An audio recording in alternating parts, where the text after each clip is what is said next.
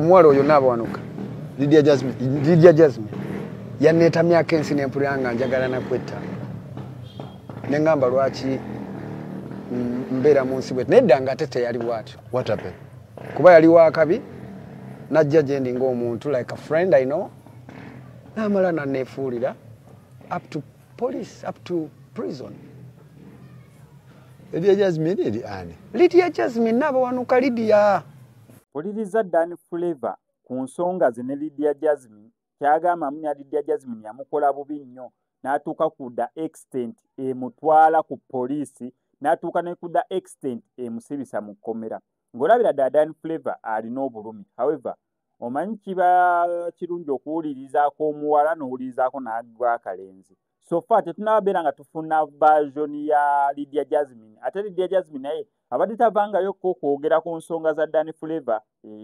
Kati awo engeri gye tuwulidde version ya Dan Flavor akatamya kugenda kakuzannyira kakumalireyo osobole okulaba ensonga ze. However, katuba tulina okunoonyaako ne Lydia Jasmine ate tusobole okubeera nga tufuna ne ku version ya Lydia Jasmine. Awo emboozi esobole okubeera ng'ebalansi. Naye Lydia Jasmine agamba ki? Ensonga zaava ku ki? Okyankalana kwava ku ki? Kubanga sofa tuwuliriza gwa kalenzi tetunabeera nga tuwuliriza ogwakawala. Naye sooka owulire ensonga za Dan Flavor. Dan Flavor muyimbi, by the muyimbi mulungi nnyo nnyo nnyo.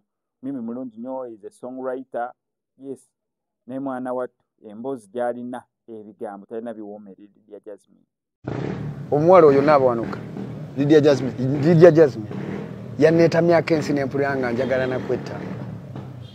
Ne ngamba lwaki mbeera mu nsi bwetyo. Nedda nga ate teyali bw'atyo. What happened? Kuba yali wa kabi, najja gye ndi ng'omuntu like a friend I know. N'amala n'anneefuulira up to police, up to prison. Lydia Jasmine eri ani? Lydia Jasmine n'abawanuka Lydia. Byonna byonna mbirinako ne papula byonna mbirina. Time oyagala kunyumiza emboozi Faruko olina obudde. Annange. Oyo kankubuulire abantu babeera kyobola abantu mwana. The system eno mbi nnyo ate kye nagambye nti solution ya system okutereera kubeera mu buntu.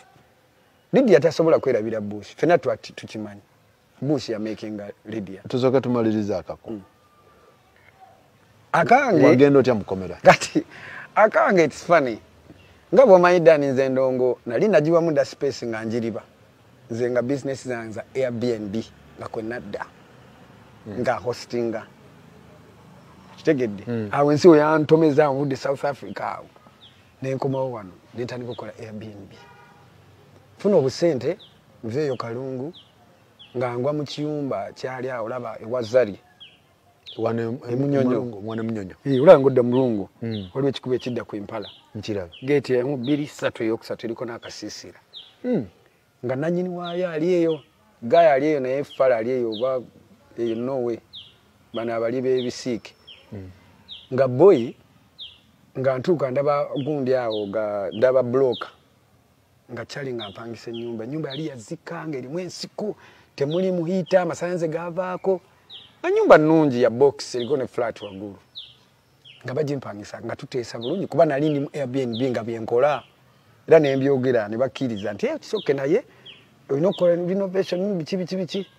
Kuba yali mu position awalungi ne Speak Resort nga mbala target. Nti abantu sobola okufuna abantu okuva wa ku speak. Ne nteeka milioni nga 3.5 okukola renovation. Ezitali counted for nga maze osasula emyezi 6. Kuba omusajja yagimpangisa kamu kitundu. Nensasula emyezi 6 kuliko n'ogwa security. Nampangisa nnyumba ntaddemu zihiita, ntaddemu amasannyalaze, temwali mu ffumbiro. Nenzimbamu effumbiro. Nembeerawo business nga omanyi nesooka nekwata bwawo. Nentandika okufuna abaclient nga ngenda Entebbe ku airport. Nga bandeetera nga basulawo. Mu kusooka rent nenkwata namu.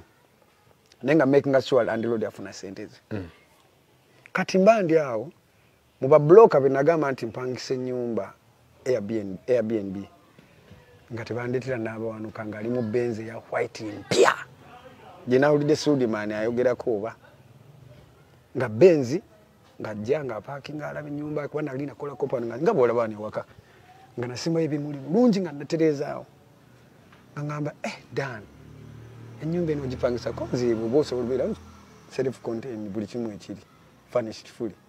nangamba naye olaba otya ate bwe tuteesa nompangise nojjamu ebintu nogimpangisa kozi nemugamba Lydia mugana nja kuseera ngamba tusobola okwogera nga tugeriziganya $2.5 buli mwezi nga manyi $2.5 nja kujjako akakadde kaani ka boss man kamu kitundu aka boss nze sigaza akaki akamu nga mugamba myezi oba gyali 7 oba 8 alina gayi gwe yajja nayajja ne boy kyekali boyfriend we nga bajja asasula ssente kyenzijukira zaali milioni nga soka konfa 18 oba